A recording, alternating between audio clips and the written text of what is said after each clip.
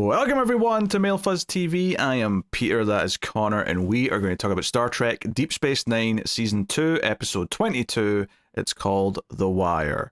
So spoilers for the episode as always. But no spoilers for all 5 seasons of The Wire, I promise. I'm not going to bring up any of that. Other than this joke. That's enough of that now. That's enough of that. Just one joke. That's all I need. One joke. Very different Wire in this episode, and compared to that show, because that's obviously about a wiretap. That show. This show's talking about a weird implant device in Garrick's head, which actually ends up being more of an allegory for drug addiction more than anything else. But that's something we'll get into. But Garrick starts to show symptoms of being ill. He's having headaches. He's struggling to breathe. He's nearly collapsing. And Bashir's concerned, but Garrick, in traditional Garrick form, will not let him help him and will not tell him about anything that's going on. He just denies it. And honestly, by the end of this episode, he kind of pulls a little bit of a Joker in Dark Knight sort of shtick, where he said like 3 different kind of origin stories that all could kind of mesh together into one big story to a point, but it's hard to tell which parts of it are true and which parts of it are made up, and it's really conflicting. So, but yeah, all of it is true. None of it were lies. But then he says the lies, especially, are the true parts. Yes, exactly. But that's the ominous. Well, I say ominous. That's like the smirk he has in his face at the end. He's like, I'm back to be my old trickster self. I'm Garrick again. I love that he's borderline dying at points of this episode and is still just bullshitting Bashir. Yes, and he's got a much different tone when he's bullshitting Bashir in those moments as well.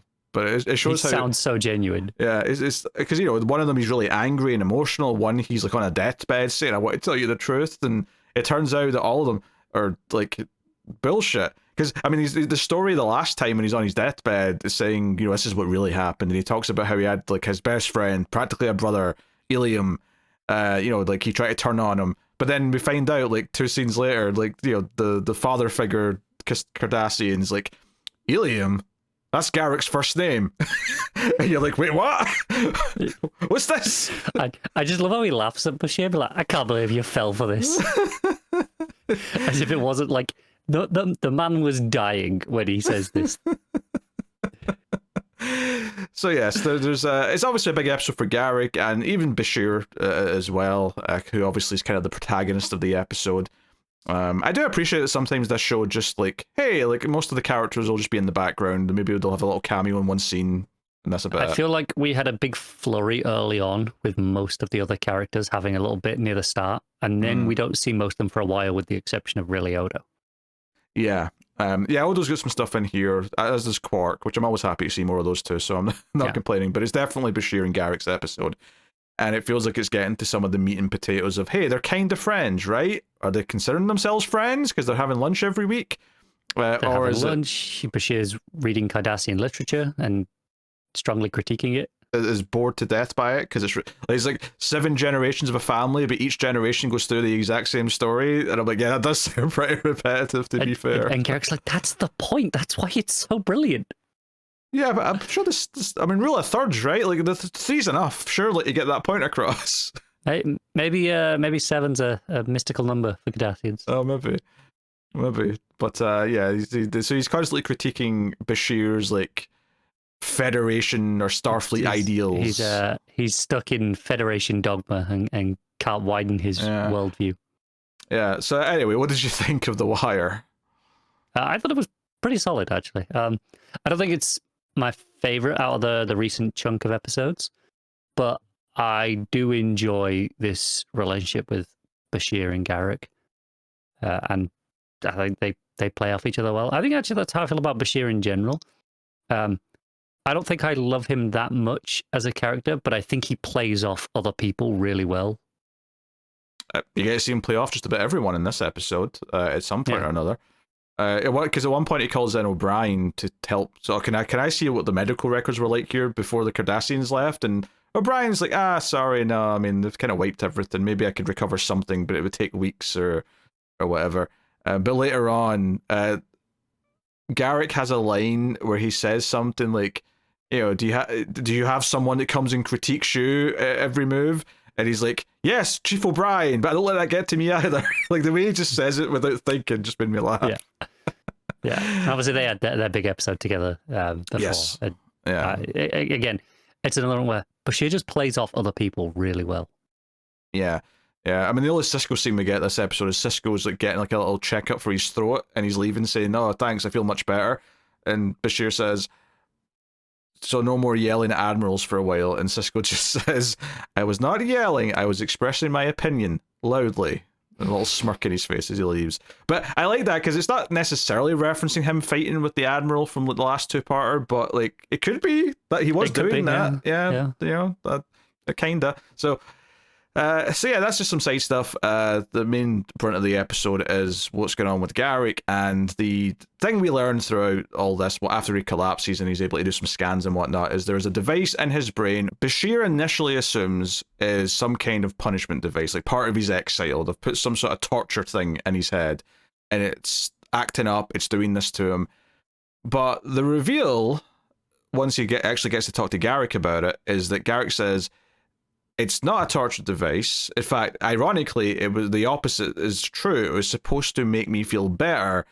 And the idea is this is the device that's put into maybe not all Cardassians, but several high-ranking Cardassians.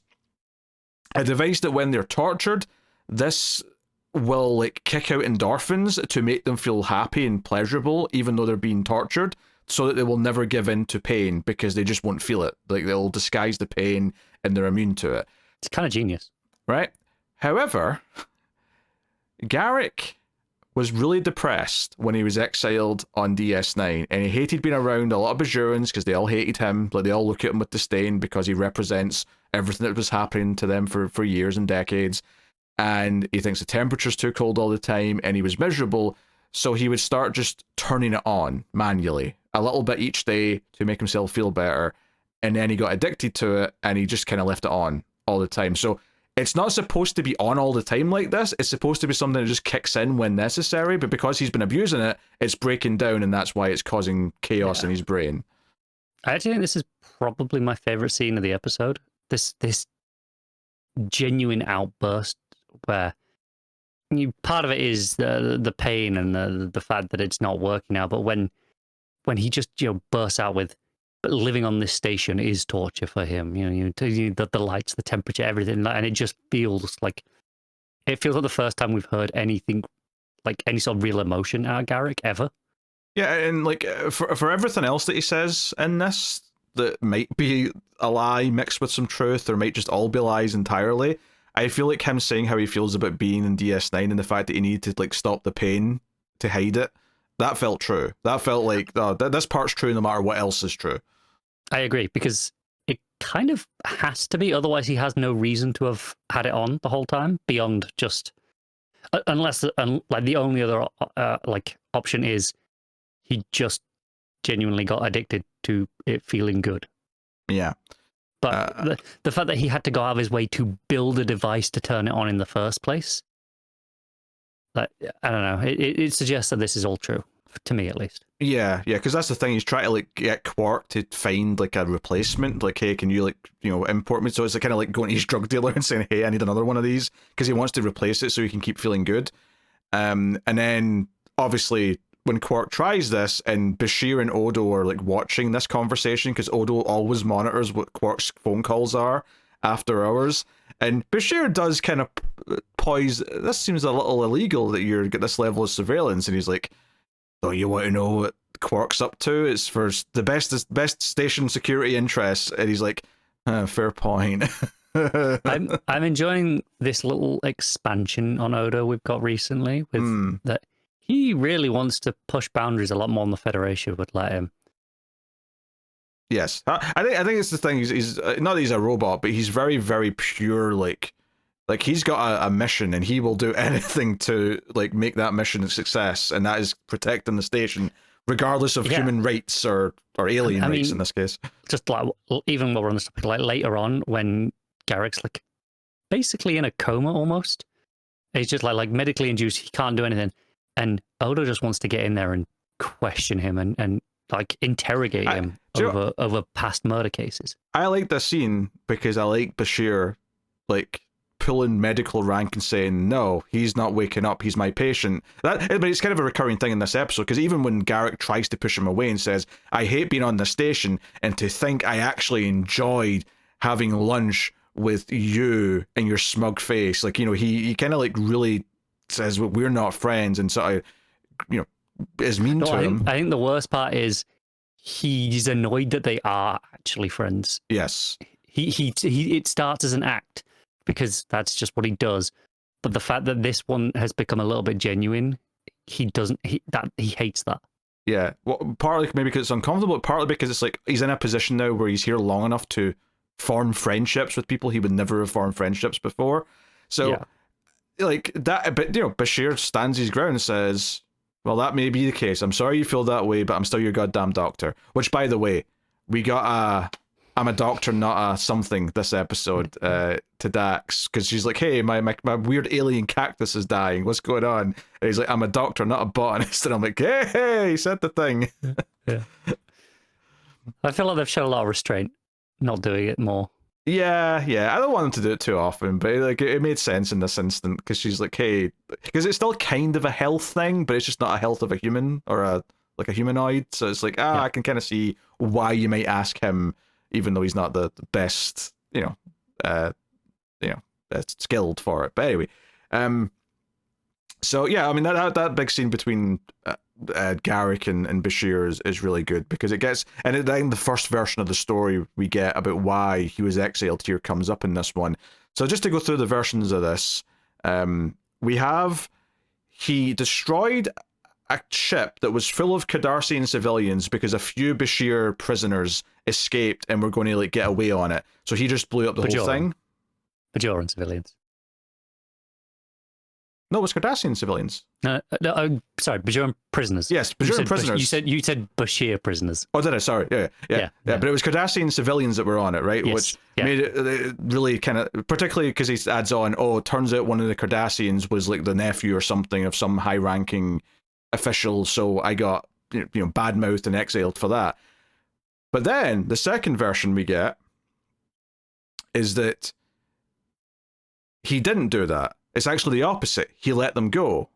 He did this heroic thing, which is kind of interesting because, like, okay, the first version is like, you've got a dark past, and your growth in this show is maybe something of redemption where we can kind of see you as a more likable character. But then the second version is, oh no, you've already got some kind of like noble like ideals and morals that you upheld even into the Cardassian world that you were already in, which is something we ourselves have been debating, like how good of a person is Garrick? Is he kind of a bad guy who's playful? Is he does have good sides to him and he's kind of, good by Cardassian standards, so on? I love that by the end of this, we have no idea. Yeah, we still don't know. We still don't know. Like, not a clue. Right? And then the third version is that, well, and this doesn't even necessarily say that the second version didn't happen. I actually, because not knowing they're all maybe fake at this point, and this might be the true version, I was like, does this still rule out the previous story? Because he talks about how his friend, which turns out to just be his own first name later on, but he's like, hey, I had this friend, and it turns out there was, rumors that one of us are the ones that let the Bajoran prisoners go, so I did everything in my power to doctor things to make sure it looked like him. And I genuinely didn't know if he was implying that he had done it and was trying to frame his friend, or maybe his friend had actually done it and he was just trying to make sure they found him instead of, like, I wasn't sure if he'd actually still was claiming that he'd saved them or not himself. Yeah, he never specifies in this end bit. No, he doesn't. It's like, so I'm like, those two could kind of merge together, but, and then obviously once we get to the other Cardassian, when basically Bashir needs some like medical data about Cardassian biology, he goes to like the home world, shows some gumption and whatnot, and that's when we find out, like even that last story can't be real, or if it is real, it wasn't that name. Maybe he did have a friend, maybe he did betray someone, and that's what he feels guilty about. But obviously he's at least hidden the name. But even then, I don't know. I have no idea which of these versions of this story to believe. I suspect there is probably some small element of truth in there, but the story is so far removed from what we've heard. Yes. And I do wonder how much of this we get cleared up or like find out for real at some point down the line, if ever. If ever. It feels like you know, in Firefly, like Shepherd Book's got that past that it keeps being alluded to, and they never quite got to answer it because the show didn't obviously last as long as it could have. But there's a kind of like a solid theory is what it was. It kind of feels like a more playful version of that, where he's like, "Oh, maybe I'm this, maybe I'm that." The one thing that is kind of clear, right? Well, I guess the fact that he was part of it's not clear entirely, because that could still just be part of the lies. But we do find out about the Order of, was it Obsidian? Is the name? Yes. Yeah. Obsidian Order. Yeah, which is basically like the police of Cardassians that like come and get you and make you disappear if you go against. It's like the secret police. The secret police, yeah, like the scary secret police that you fear because they're the ones that will come and take you away in the middle of the night. Again, it technically it could be that he's not part of this, but my impression, especially from when Quark's trying to requisition the replacement part, and it's like mega classified, even just typing it in. Oh yeah, that like Cardassian is shitting himself when he sees the reaction to the computer. Yeah, Quark, you fool! What have you done? You've ruined me. That to me says that this is something that's only given maybe to people order. In that order. Yeah. Like there's a reason. No, I think it's more likely that he is a part of it. It just seems to make more sense. I'm just acknowledging that technically it's not confirmed because of this episode. I mean, hell, even like at the end when he says Odo came to speak to me thinking I was part of this order, like, and he's like, well, what did you tell him? He's like, I told him he was mistaken, of course. Like a little smile. I'm like, all right. Yeah. I think it's highly likely that he was a part of it. Maybe still is in some capacity or will be, but definitely not.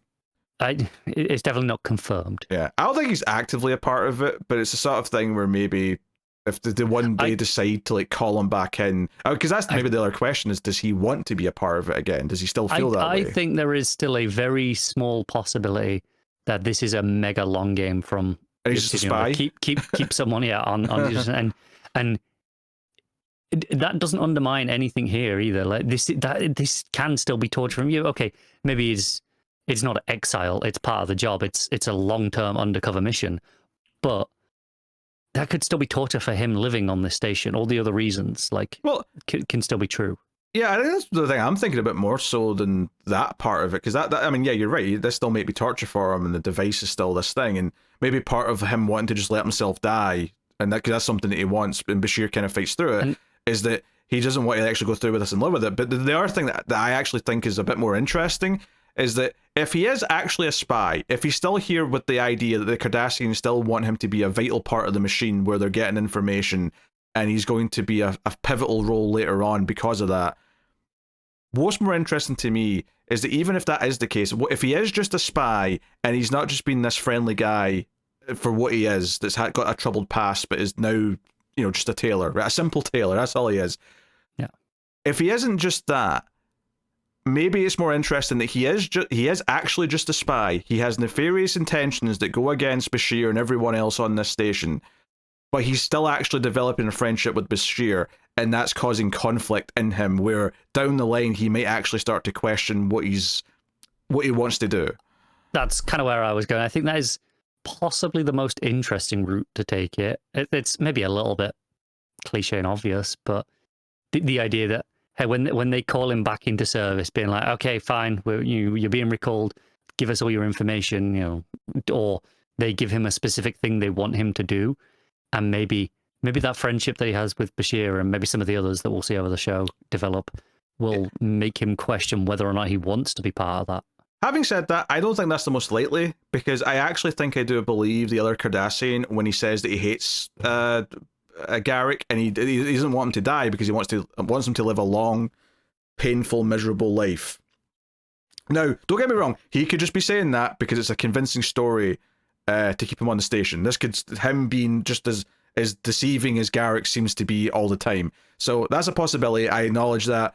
But I do think it's interesting to allude to this backstory that we keep getting different versions of. Like, okay, he really, if the part of it's true that he really pissed them off, then I do think it's fascinating, like how much he seems to be hated by his own people. I agree. And I think to go along with the theme of this episode, I don't think that undermines the other stories. right? I think both parts can be true to some extent. It could be that he did do something to piss them off, and it is exile in a sense, but he was given this shitty mission as a punishment.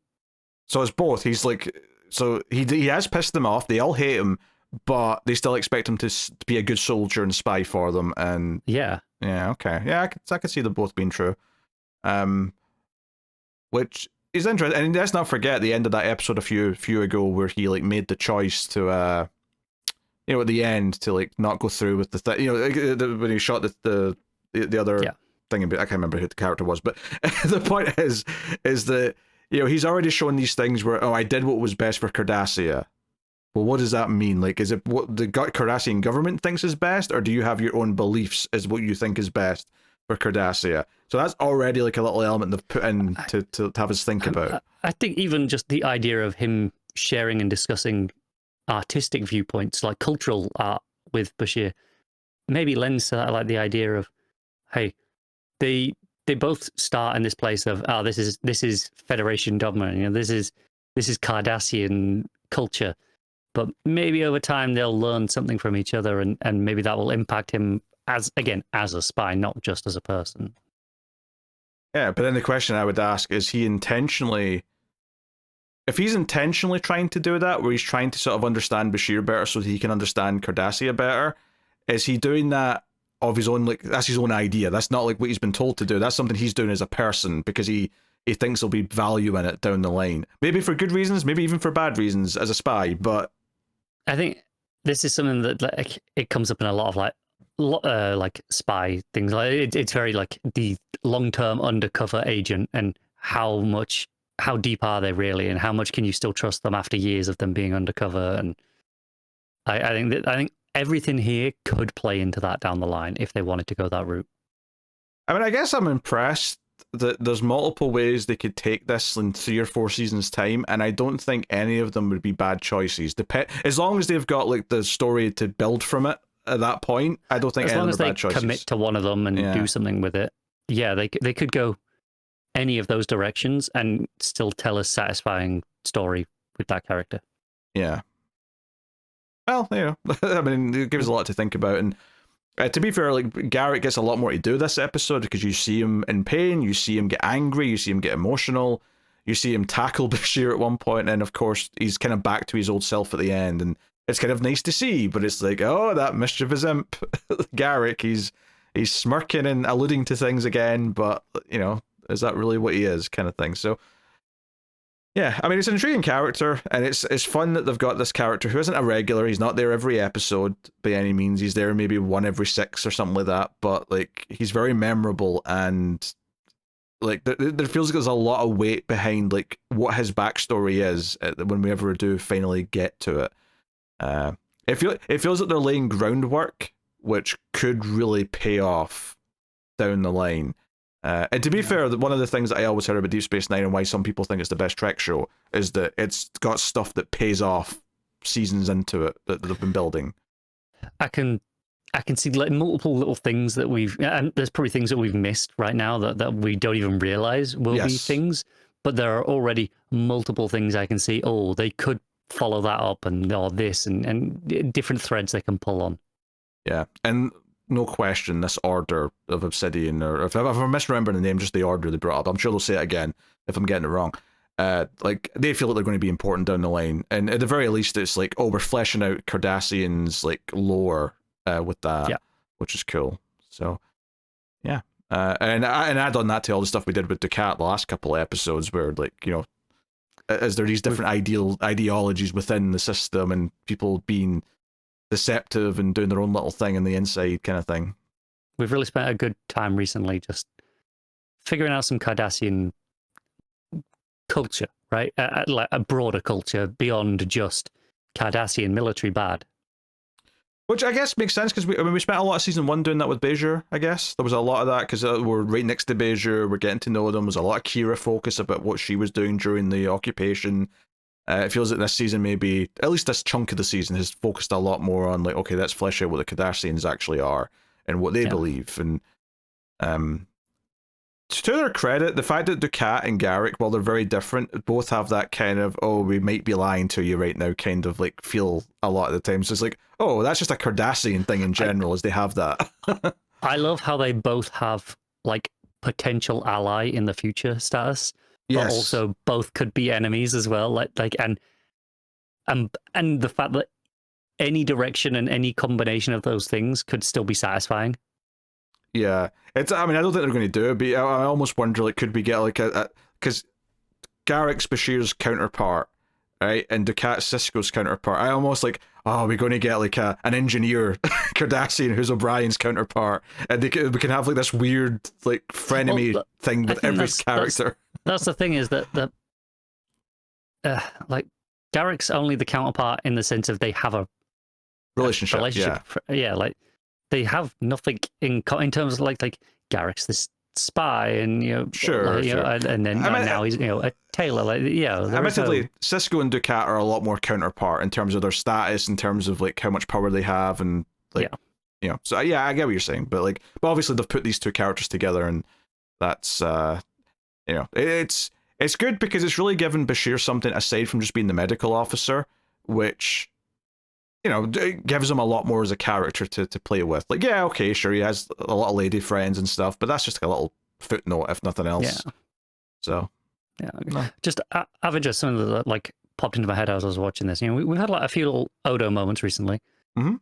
Do you think there's a chance that he kind of semi-defects to the Cardassians if they make a convincing argument like, hey, you're more on side with our methods than the Federation's? Like, I know he's attached to Deep Space Nine as a location, but is there a chance that he becomes almost an inside agent for the Cardassians? I don't think it's going to go that way.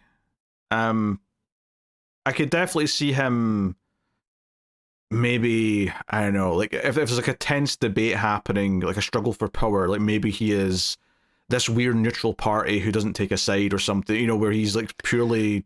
Odo about it, effectively. Right, and maybe he doesn't like actively, choose a side in this sense. But maybe the Cardassians try to kind of manipulate him in that way by kind of relying on this knowledge about him that they'll have. Yeah. Alternatively, though, there could be heart in this idea that maybe once he spent enough time with all these other races, that maybe he actually is kind of warmed by something. He is. He sees, friendship or something. Maybe he feels a sense of friendship with someone over time. I mean, I'd argue that he's already best friends with Quark, but that's, he doesn't know it yet, of course. Yeah, obviously. Actually, one of my favorite little moments in this episode is after he's been in the medbay for a bit and he disappears, he's in Quark's Garrick, and Bashir comes in to talk to him, and Quark's complaining, oh, he's been drinking all my booze, he's like drinking everything. There's a little moment where Bashir takes the bottle and he's hiding it behind his back, and Quark just comes up and takes it slyly. Yeah. I love the little, it's like, oh, I'll work with Bashir to get my booze back. I can't be losing any more profit. I'm not having any of this. It's that perfect timing of Garrett's like, give me that back, and Bashir just holds up his hands that are just suddenly empty, being like, of course, at the infirmary. Yes, little magic trick from his perspective. So, no, it's fun little bits, like that still sprinkled through that are good. Always enjoy the Odo Quark relationship advancing in some way. I guess I was surprised that they didn't do I kind of felt like maybe Odo was going to go and confront Quark about trying to make this deal. But then I thought, oh, maybe it's better for him not to know that he can watch these calls until it's absolutely necessary, because he sees something that he has to... Because right now it's like, well, it didn't go through, I'll keep my wiretap in place there is a wire. His calls are wiretapped, effectively. Oh, yeah. There is a traditional wire. Hey! Yeah. It's not quite the phone booth in Baltimore, but it's something. He has a camera in his room watching his calls. It's not creepy at all. And Bashir's like, I hope we don't have one of these in my room. He's like, should I? No, of course not. He's definitely getting one now. Bashir's going to get like a big curtain or something to go around his bed for whenever he's got a lady over. He's like, no, I'm making sure there's no surveillance happening here. Yeah. Little does he know that curtain's made of Odo. He's transformed into the curtain. Yeah. Oh, dear. Yeah. No, that was a good episode. Like, I think it's, even a very good episode, actually, in terms of the character work that's happening. I think I came out of this going, that was a valuable episode of the show that really advanced this relationship between these two characters and advanced the ongoing mythology and mystery of Garrick himself. But also did some wonders for Bashir, because Bashir's like, I don't care how much you're trying to say you hate me right now. I'm your goddamn doctor and you're my patient. Nothing else matters. Nothing else you say to me right now is going to say, no matter how much you say you don't deserve to be saved, right? And I believe he thinks that. Now, I don't think we got the real story why he feels that guilt, but I do believe he thinks that throughout the course of this story. So I like Bashir saying, well, I don't care. I don't care what you think you deserve. You're my patient. I'm your doctor. I took an oath, blah, blah, blah, blah. We're doing that. So I like that from a Bashir character perspective. And I suppose it does say something about Garrick, that there is something that he feels guilty about, which does suggest that there is some morality there beyond just him being a spy with no, like, layers to him. So I agree with that, yeah. Yeah, so, no, basically a very rich character at this point, and I think this is an episode that kind of advanced that nicely. So that is The Wire. Let's see what's coming next time from Deep Space Nine. We have an episode called Crossover, and I can tell from the image immediately what type of episode this is going to be. It's not actually a bad thing. I don't know, just when you can tell immediately like that, that's not always a good sign. Well, it's a very short description on IMDb. Kira and Bashir find themselves in an alternate universe. Okay. So the image, in case you were curious, is Kira looking at herself. And I'm like, I immediately get what this is doing. It's one of those, yeah. Yes. Now, I do actually know... Does she have a goatee? She doesn't have a goatee, but the outfit looks very Terran, I will say that. Okay. Yeah, I do happen to know, actually, that Deep Space Nine is the show that does like some mirror universe stuff. Like, I think... Because Next Gen didn't do a ton of it, right? Because we're right at the end of that now, and there's not been tons. Did it do some stuff early on with Tasha? That was an alternate timeline. I don't know if that was that timeline. But I don't know if that was Terran. Okay. I don't know if it was mirror universe stuff.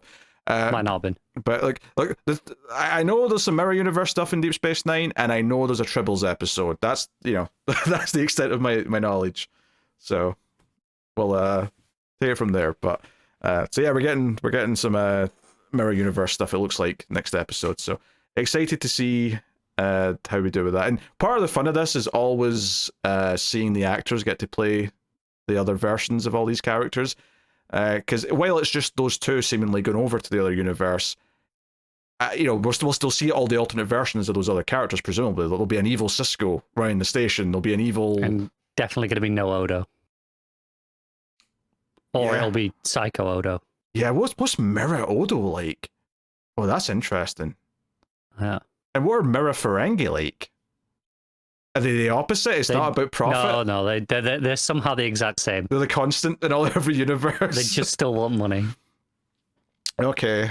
I think there'd be something funny if that is the case. That would be funny, but part of me's like, how do you flip it though? Like, how do you make it more, like... Because typically it's the more evil version of something, but how do you... It's like the grimdark take, yeah. Yeah, how do you take capitalism, which is... And the Ferengi are already kind of the negative end of capitalism. How do you take that and like turn it into something worse? Oh.